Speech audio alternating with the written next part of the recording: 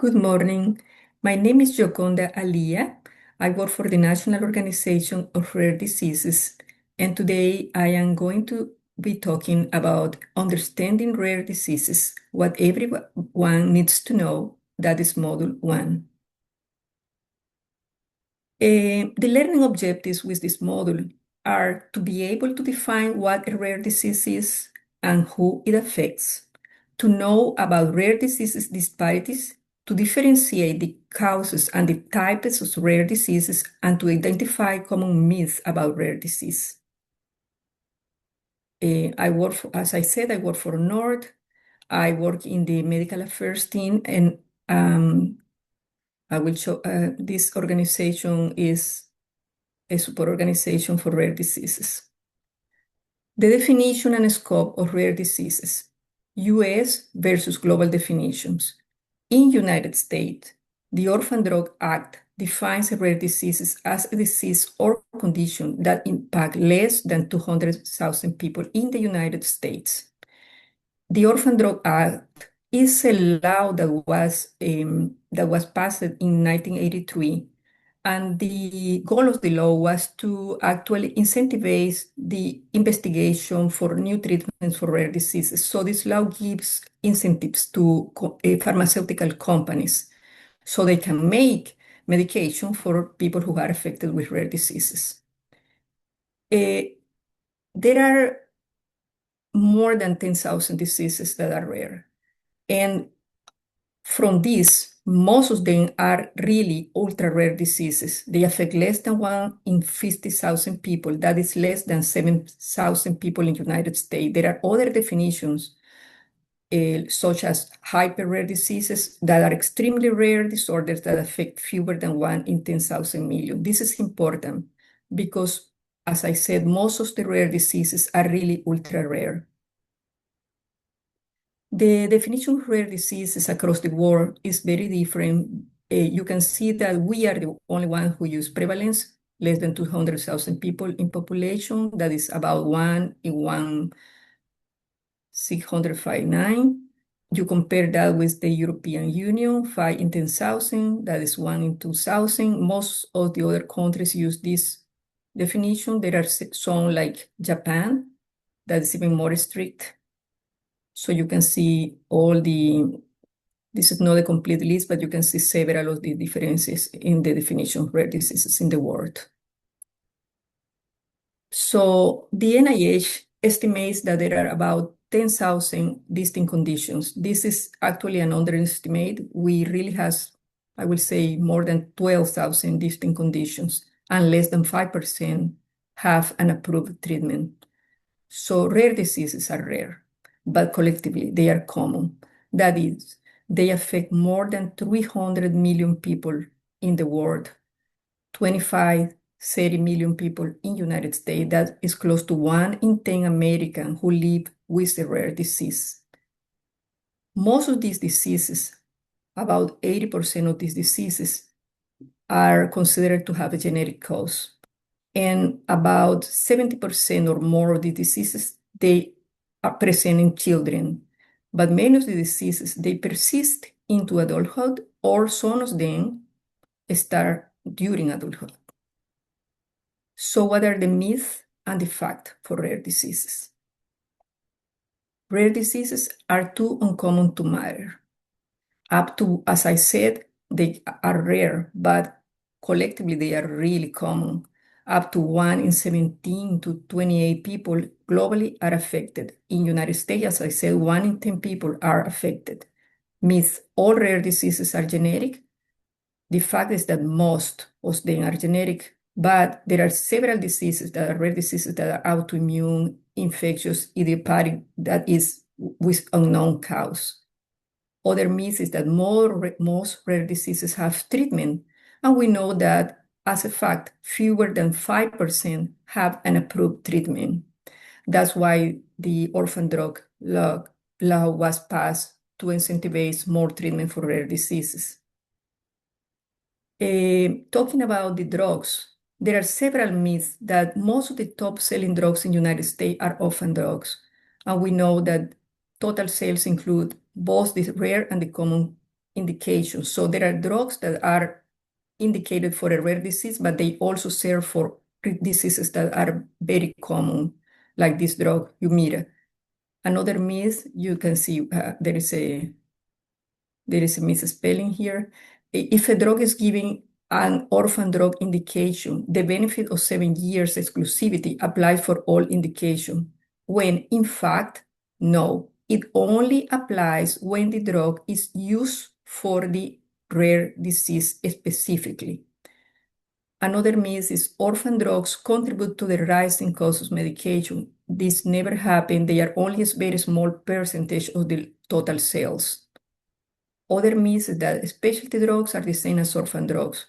While orphan drugs may be special, not all specialty drugs are orphan drugs. That's a fact. And this is the most important.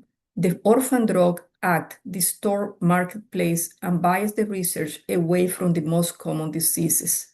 The fact is that no, the orphan drug has provided innovative resources. So when looking for drugs for rare diseases, there are a lot of innovation that has been realized until now.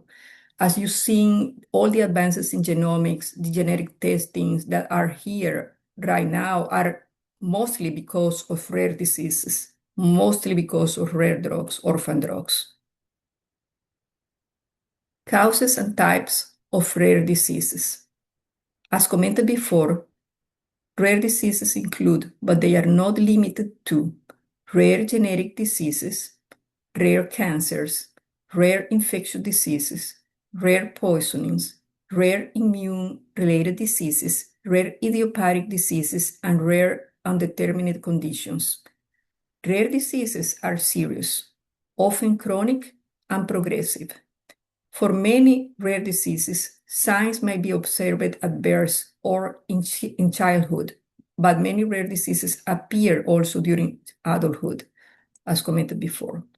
So most of the rare diseases are genetic, about 72%.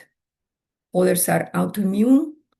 I put some examples in here, like these diseases: ANCA-associated vasculitis, neuromyelitis optica spectrum disorders, the stiff person syndrome, infectious and post-infections. Is we are going to talk about this. In United States, we don't have many neglected tropical diseases, but in other countries, they are extremely common. Rare cancers, the rare cancer is defined as those that affect fewer than 40,000 people per year in the United States. This is about 1/4 of all the cancers. And also in children, all cancers are considered rare. Idiopathic or unknown. Many rare diseases have an unknown cause. That's why research and registries for rare diseases are crucial for discovery and to know what is the cause of a rare disease. Also, there are some rare diseases that are considered as adverse effects. That is conditions that result from an environmental exposure, such as this one, post-finasteride syndrome, that is a medication that was used for hair loss in men, or mercury poisoning, or adverse effects from a medical procedure. There are a few of those. Now we are going to talk about the diagnostic odyssey. The diagnostic odyssey is a journey that often begins when someone is experiencing unexplained symptoms, not just children. They continue as this person is referred to a specialist and ends only when a final diagnosis is made. This journey can be very long. The average time is about 5 years.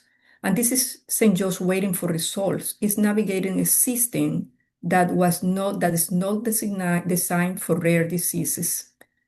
People with rare diseases often see multiple specialists across different fields.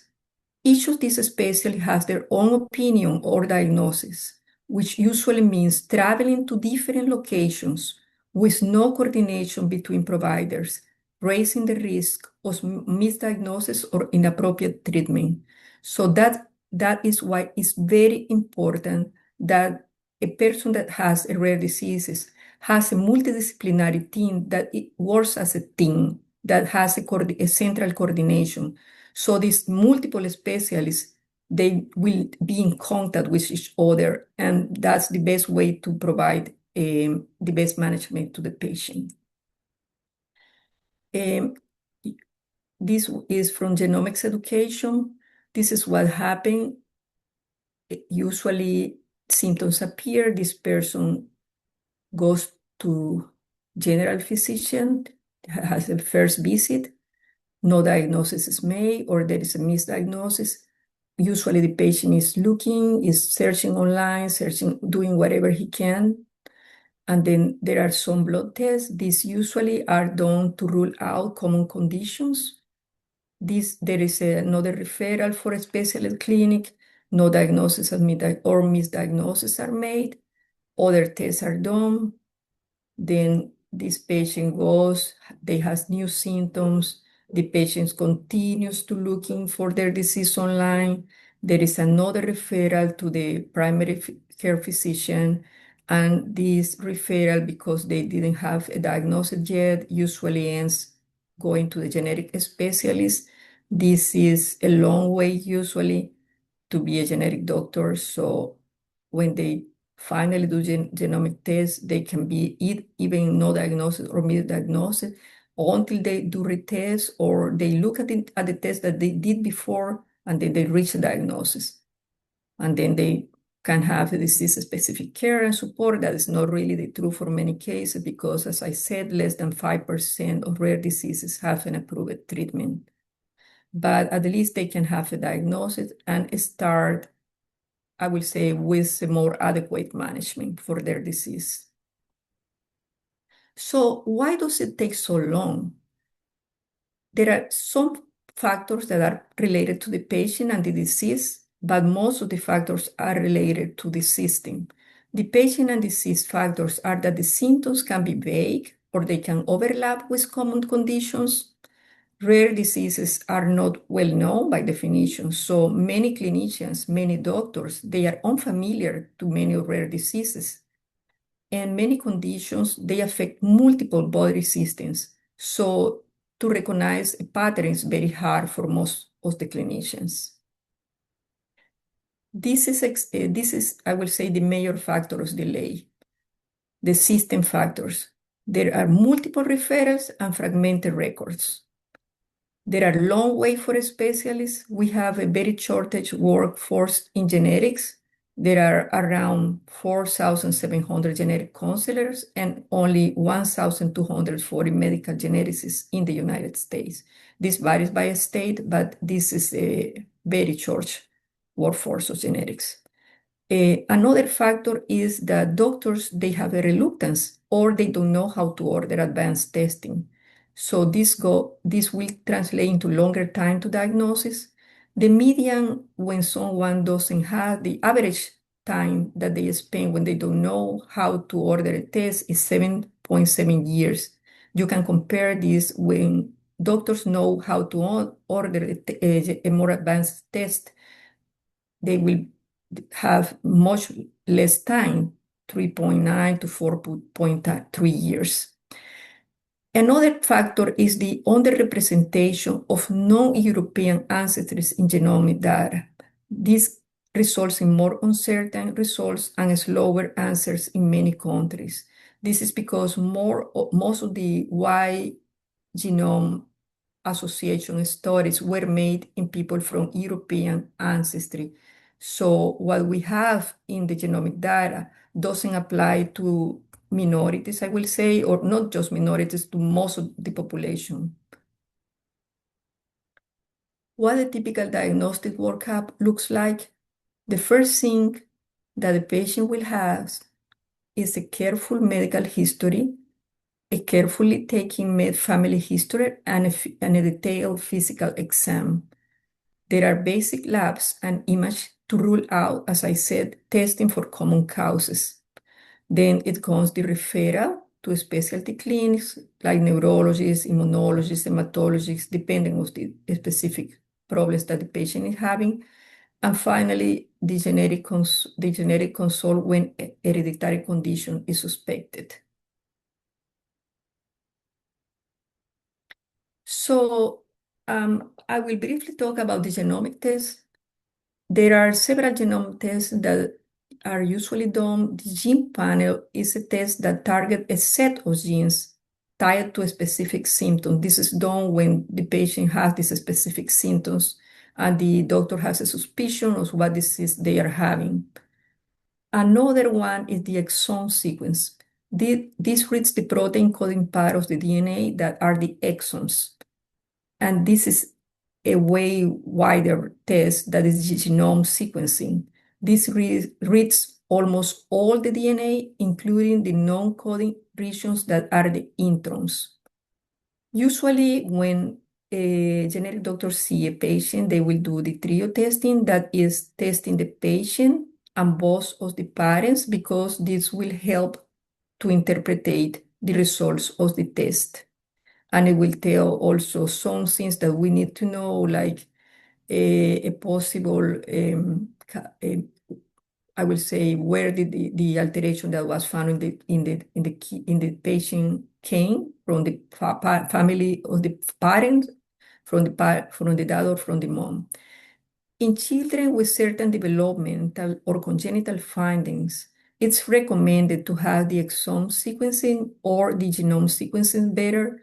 This should be recommended as a first or a second tier test because it can be more effective and cost effective when used early, but that doesn't happen in real life.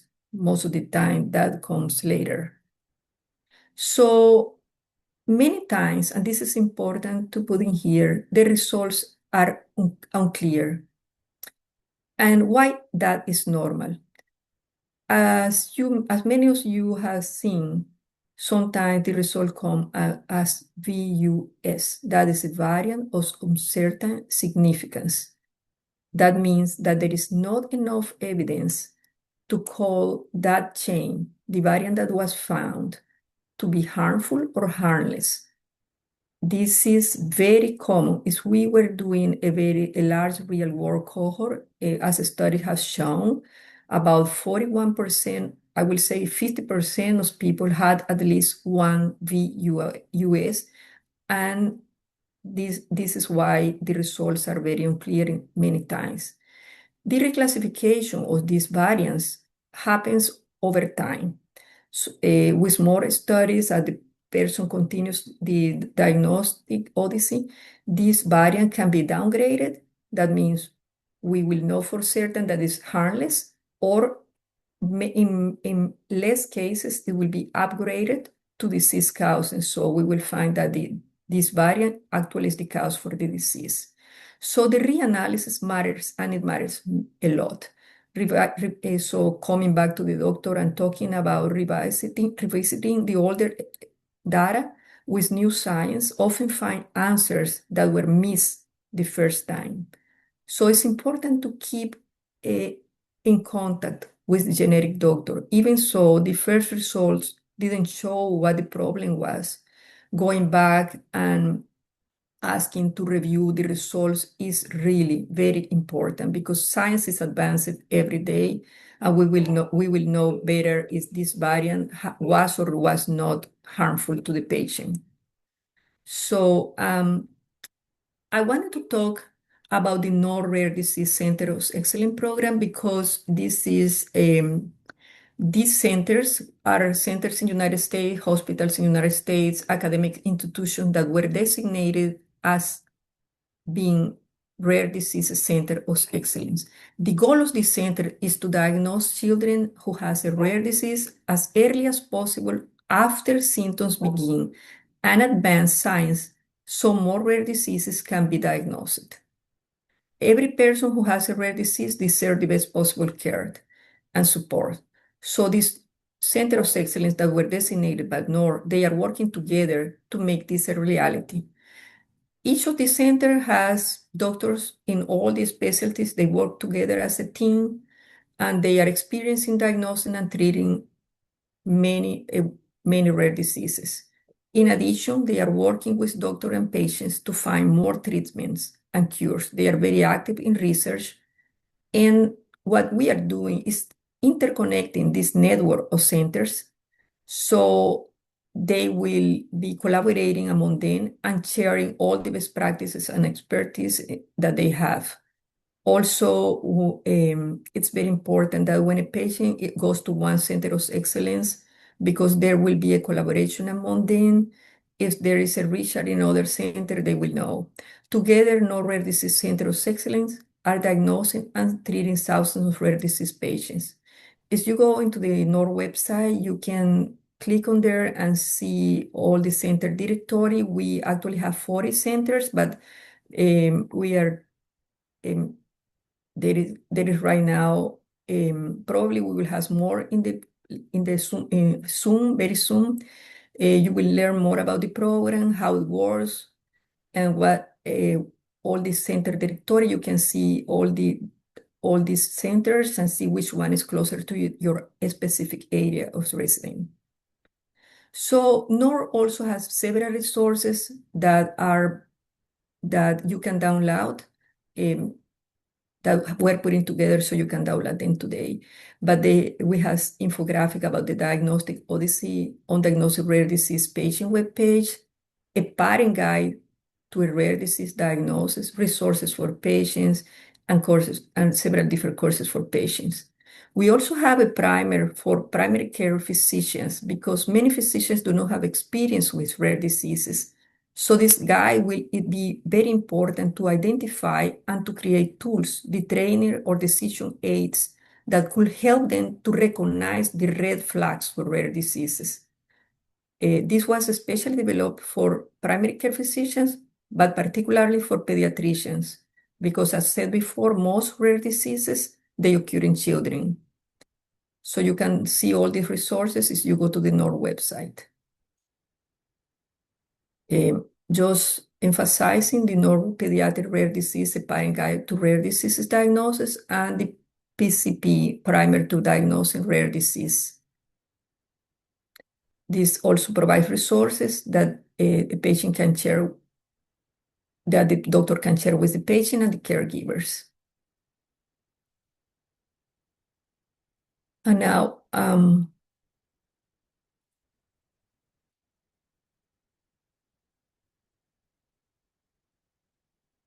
rare diseases, they deeply affect not just what happens when you have a rare disease.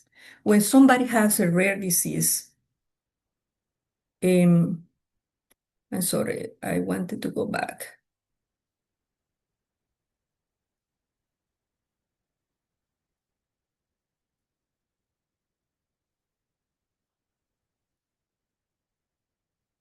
Studies in the United States and in the world has shown the high economic burden of rare diseases. The rare diseases, they impact the life of the patient, the life of the family in every possible way.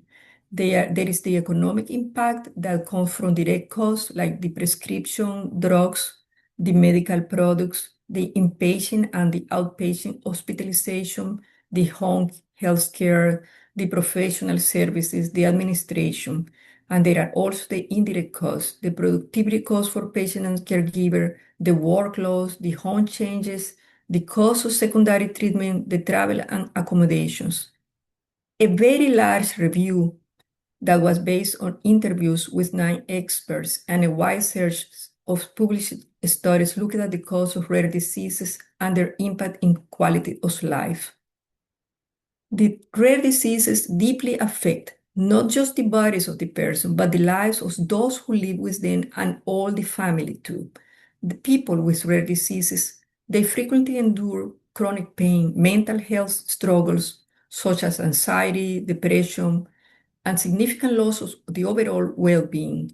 So this study has shown that the quality of life in rare diseases patients is often poor, yet this is very sad. Current health impact assessment rely mostly on genetic tools that fail to capture the specific challenges of living with rare diseases.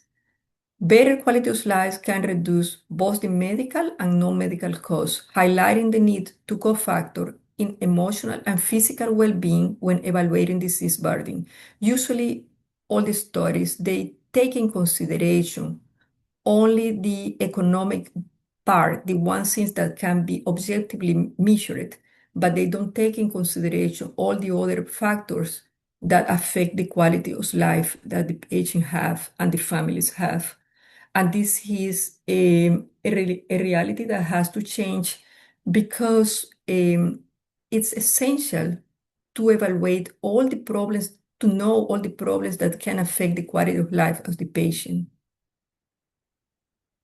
As you see, children living with rare diseases, they struggle to be integrated into education systems and they encounter barriers at every stage of schooling.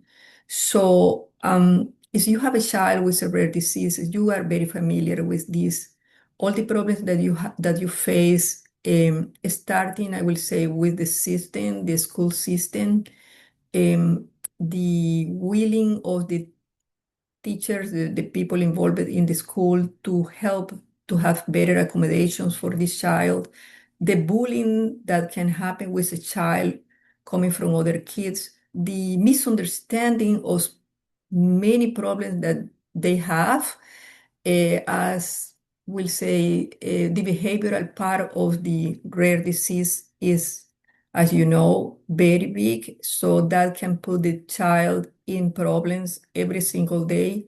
So it's a huge struggle that when they are going to school. Families and persons living with a rare disease face challenges maintaining decent work and have a greater risk of being impoverishment due to the increased cost of care for a rare disease. As we all know, medical cost here is huge. So when you have a rare disease, usually your disease is chronic and you need to have multiple tests and you have to see multiple specialists. So the money that you spend in in your disease is the cost is huge, and that makes it much more challenging for the families, not just to maintain the war, but also they can lose everything. I have seen many people telling me that they have lost their houses because they didn't have money to pay for the medical bills. Also, we have gender inequality. Women, they experience this more as stigmas, persons living with the rare diseases, and also mothers often have a greater responsibility for caregiving within the home. Many times it happens that when a family is confronting with the rare diseases, even the the burden of these rare diseases in the families, not just in the, I will say, in the couple, but also in the other kids, is very big too as well. So we'll say, what is the equity and disparity? I know that today you are going to be talking more about this, so I am just going to mention some of these problems. Despite major scientific advances, not all populations benefit equally. There are many structural gaps in research, in clinical practice, and in policy. This will lead to delayed diagnosis, uncertain interpretation, unequal access to care, especially in the context of genomics and rare diseases. As I talked before, there is an underrepresentation in genomics. Most large-scale genomic studies like genomic-wide association studies and clinical genetics databases, they are heavily tilted toward individuals of European descent. This limits the accuracy and confidence of variant interpretation for many other populations. This results in gaps in both the diagnosis and care. And there is also advocacy bias. Diseases backed by well-resourced advocacy groups get more funding, often favoring white, affluent populations.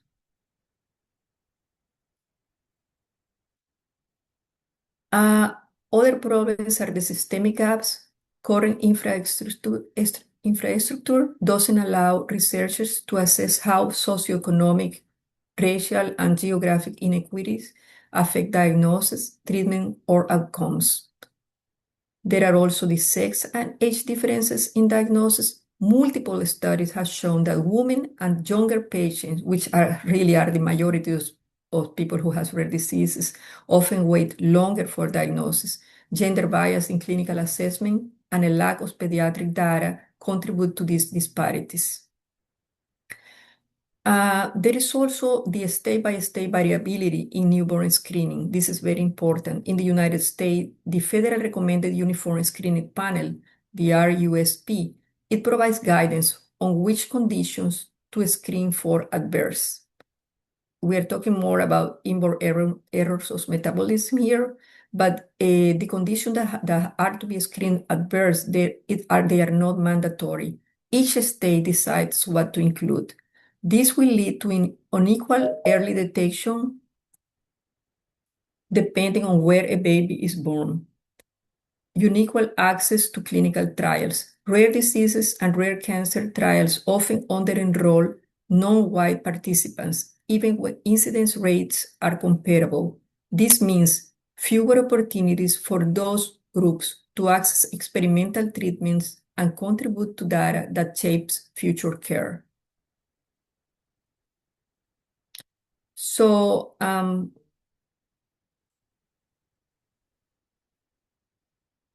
these are still talking about the disparities. So what are some of the solutions that can be done in order to decrease this bias, this inequality?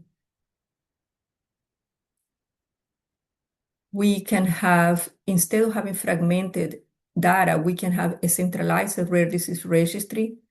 The coordination of the data will enable pooling and identifying patterns of shared solutions. We can have multidisciplinary collaboration, which is, I will say, probably the most important in this. Equity lens to ensure funding and research reflect disease burden, not just the visibility or the advocacy power, and sustained funding to invest in tools, partnerships, platforms that bridge current gaps.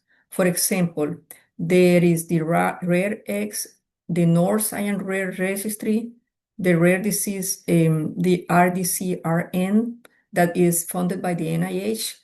These all are platforms where patients can register this, and this is a central registry that encompasses a great number of rare diseases. So with this, we can have more information of the rare diseases in general, and researchers can find patients that are willing or want to participate in research.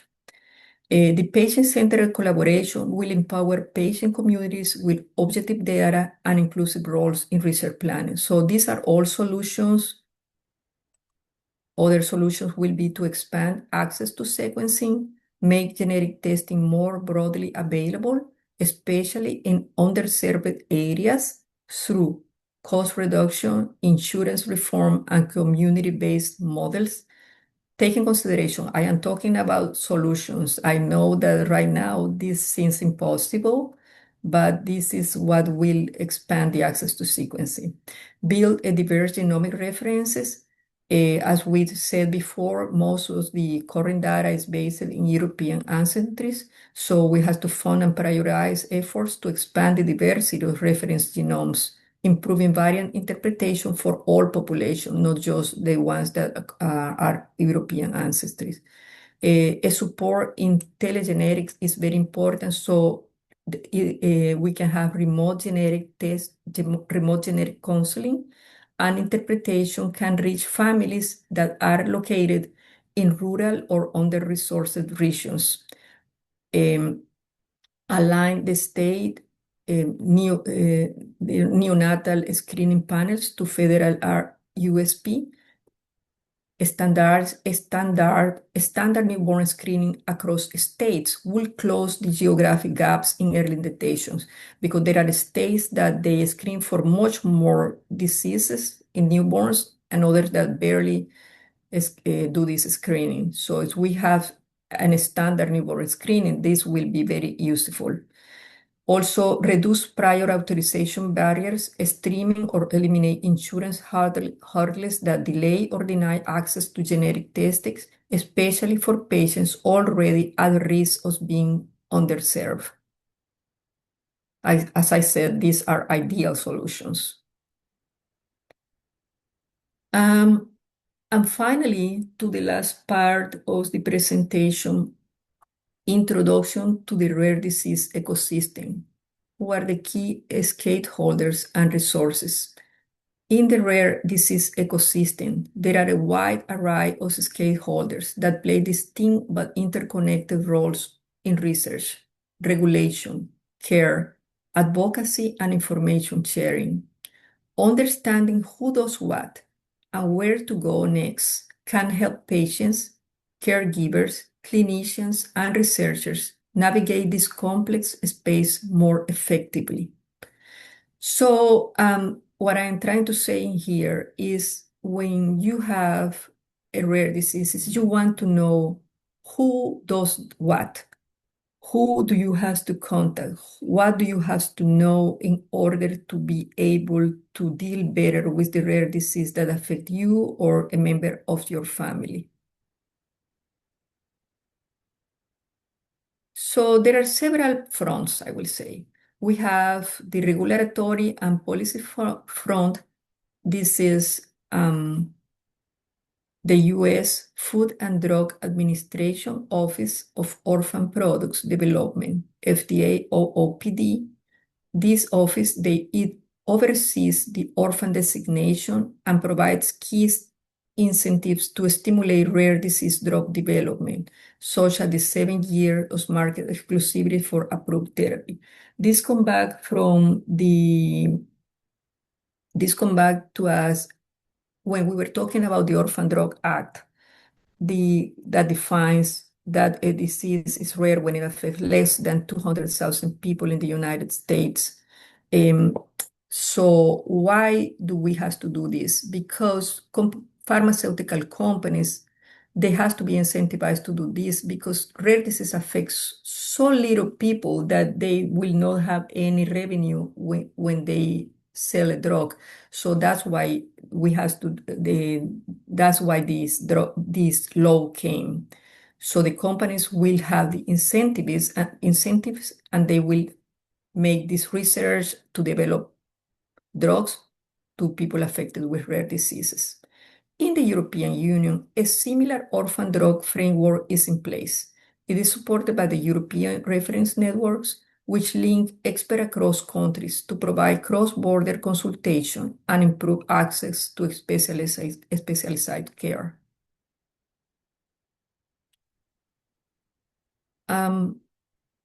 What are the government and research perspective, the major initiatives supporting rare disease work? In the United States, the National Institute of Health, the NIH, through the National Center for Advancing Translational Sciences, NCATS, sponsors the Genetic and Rare Diseases Information Center, GARD. The GARD, they offer accessible, patient-friendly information about thousands of rare conditions. NCATS also leads the Rare Diseases Clinical Research Network, a network of consortium studying over 280 rare diseases. I was talking about this when I was saying that we need to have centralized registries. So when a patient enter their information, when a researcher enter the information here for a patient, this patient will be able to be seen by other researchers and they can be given the opportunity to participate in research. They support patient and provider engagement in clinical research. Clinical Trials Gov helps people search for relevant studies and understand how to contact trial sites. So if you go to this website, you can find a relevant studies for a particular disease, and you can filter by the kind of study. Is it is still enrolling patients? Is it is in phase 1, phase 2, phase 3? If where is it located? Whatever you want to know about it. So go to this clinical trial when you want to find a study and share this information with the doctor. Also, they have the genetic testing registry that provides information about which laboratories offer tests for specific genes and for specific conditions as well. Very important are the organization, the support organization, the patient support organization. They are essential in raising awareness, advancing research, providing education, and community support.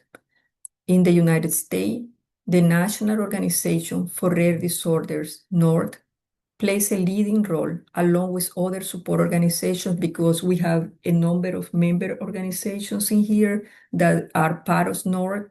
And we focus on empowering patients and expanding access to data-driven research. In reality, NORD also has several different programs as well. We are expanding in the way that we are working with the Center of Excellence and doing what we call working groups so we can focus in different areas that we have identified as areas that the patients and their families need. And we are also expanding our collaboration in the future with international organizations, international academic institutions. In Europe, Eurodis will be the central organization. They act as a central voice for patients, and they also has Orphanet. Orphanet is the European databases for rare diseases. They serve as a global encyclopedia and directory of rare diseases, and they offer expert-reviewed information on condition, diagnostic, and available resources. So I want to emphasize a lot that when somebody is affected with rare diseases, it is extremely important to be in contact with support organizations because there is where you will find other people that are affected with the same or similar disorder. You will meet families that are struggling the same way as you are struggling. You will be provided with information. You will be provided with resources that are very valuable for you, and also with, I will say, tips to find better care, to find more resources, to find ways of better dealing with the disease that you or somebody of your family have. So never think that you are alone. You have support, and there is no, I will say, a specific support organization for a particular disease. I wanted to also say that there are several ways that you can actually start your own support organization. In NOR we have a way to help people who are interested in starting a support group. We have information how to do it and resources that can help you do that. You can also be part of the largest support organization that may not be specific for the disorder, but has, I will say, similar problems as that disease. Like, for example, if you have a kind of, I would say, skeletal dysplasia, and you have a specific type, you can be part of a broader organization of skeletal dysplasias. Provider networks such as the North Rare Disease Center of Excellence and the European this is the other stakeholder, and this is very important. These are the clinicians and providers. So provider networks are very important because they work together. In United States, we have the North Rare Disease Center of Excellence that I talked to you about. And in Europe, we have the European reference networks. These are centers of collaborations. So that's why it is very important. When someone is affected with rare diseases, I want to emphasize that it's essential to go to a large academic center because that is the chance to find someone who has seen patients like you is bigger than when you go to a general practitioner that is not in an academic center. And also because inside an academic center, you will find several different specialists, and it's easier that they work together as a multidisciplinary team. So the goal of, as I said, the network is a collaboration. That's what it is very important. Um, Create collaboration among specialized centers. This is being this has been a reality in Europe for a long time and is now in the United States with this Rare Diseases Center of Excellence. So knowing how to connect with them, whether to find information, join a trial, advocate for a change, or access care can empower individuals and accelerate progress across the rare disease landscape. So try to know all the differences that all the different stakeholders that we talk about, like who and knowing who does that, like the ones that we mentioned here, and especially try to contact the support organizations that will always be helpful in providing you more information and more resources.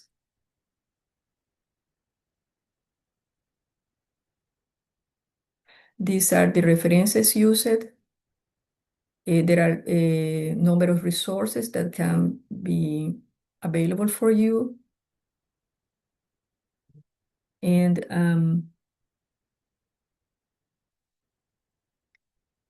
NOR was founded in 1983 when the orphan law was passed, and this is a unique federation of health organizations dedicated to helping people with rare orphan diseases and assisting the organizations that serve them. As a trusted advocate known for our integrity and independence, we put patients and family first. I know I have more time, so I wanted to talk a little bit more about several things in here. One of the things I wanted to mention is that rare diseases, there are more than 12,000, as I commented, and most of these diseases are ultra rare. That means they affect just a few percentage of people, less than 7,000 in many cases. So when a pharmaceutical company have this little people affected, they don't think that it's going to be productive for them economically. And that's why the law was first passed. This is important to know because when a patient has a rare disease and they are part of a support organization or they develop their own organization, they can advocate for their disease. They can contact the different stakeholders. And one thing that I didn't put in here and I should have put as a stakeholder are also the pharmaceutical companies. They will work with the patient. It's clear that they have different interests. They probably are driven by economic purposes, but knowing how to advocate for the disease and how to make the more impactful, I will say, the more impactful um, contacts will help you to drive research. You will have to work together with your doctor. It's very important this. When you have a rare disease, I always emphasize that have a very close collaboration with the primary care physician that usually is a pediatrician as more rare diseases affect children. I always advise the family to try to have this collaboration with the pediatrician. He's the one who will first encounter your child. He's the one who will make the referrals. And also, he probably will be the one coordinating the different specialists, the team of different specialists. So, always is very good to have this collaboration with the primary care physician. And to always be in touch with the different specialists as well. I also think it is important that everything is shared with the family, and this is for the doctors, and so they can be also advocates for their own disease and help you with the different, I will say, tests that you will have to do and require collaboration from families and patients. Um, Thank you very much. I think that it is important to know also the what I was commenting before about the variance of unknown significance, the variance of unknown significance, the VUS, that they will always be given in that they are very frequent in the results of the test. When you have this, as I said before, just remember that they are always being reclassified. So I also want to emphasize that the review of this variance is very important. This significance of it can change over time with more signs, and they can be either downgraded or upgraded. So it's important for you to know that when you are giving a test result, this test result can change over time. So be aware of that and always feel that you have the right to discuss with your doctor the need to go back and review your findings. It's also important for you to know that you can always also there is another part that I wanted to emphasize, and it's the insurance part. Unfortunately, we live in a different reality that is not ideal. So when you feel that you are overwhelmed and you have many medical bills to pay, it's always good to contact again the support organizations that you contacted in the past, because some things can change and they may have more resources to help you. So try to go back to the resources that you already contacted, and this can help you also in the future. Um, I also wanted to emphasize that it's important for you to know about this Rare Diseases Center of Excellence. So when you can, take a moment and go to the NOR website and look for everything that is related to this, and also all the resources that we have in our website. I hope that this presentation helped you to understand the learning objectives of what a rare disease is, what kind of rare diseases are, what struggles you face when you have these rare diseases, and especially the resources that you can have that are available for you. Thank you so much. Thank you for listening to this, and I hope this was helpful. That was such a great talk. Thank you so much. And I just wanted to drill down once more on the variant of uncertain significance. That pertains to genomic sequencing, not necessarily differential diagnosis, which we understand in rare disease might be really difficult because you might have a collection of symptoms that would mostly reflect a rare disease, but maybe missing one thing or another. Can you tell us a little bit more about that? Oh, yes, a variant of unknown significance is a change in a gene that the lab cannot definitely classify as being harmless or disease causing because there is not enough evidence yet. There are several genetic variant categories, like I was telling you, pathogenic that are harmful, likely pathogenic that can be harmful, likely benign that are likely harmless, and benign that are harmless. But variants of unknown significance are, we will say, they are the most common result in a test. And this genetic test is a genetic change that is not known to be not clearly linked to any disease. The lab cannot say that it's harmful or harmless. not Right, like the because we don't know pathogenic. yet, Yeah, right? we It's don't know still being exactly. discovered. Yeah. Yeah, and as I said, that's what it's very important for people when they are giving this result to, in a certain amount of time, go back to the doctor and say, is it still, a VU is, can it be reclassified as still? Is there, because as more evidence accumulates, a VU is can be reclassified as pathogenic, as likely pathogenic, or likely benign, or benign. And this reclassification can happen over time. So that's what I was commenting in the presentation. It can be upgraded or downgraded in the Mhm. classification as new data becomes available. So it's very important for patients and professional advocates, for instance, to continually be In touch. um, Yeah. in touch with the doctors, but also looking at the literature to see what is being discovered over time. Yeah, I will say it's very important, yes, and especially to be in touch with the doctor because sometimes we read things that we misinterpret when we read, and Mm, right. it's important to have somebody to tell you, no, this is what is really happening. So yeah, I always say keep in touch with the doctor. Don't give up, let's say it in that way when you are giving a view. Yes. Thank you so much for this important presentation and really appreciate your expertise and helping us walk through it. Thank you, Robin. Take care. Yeah.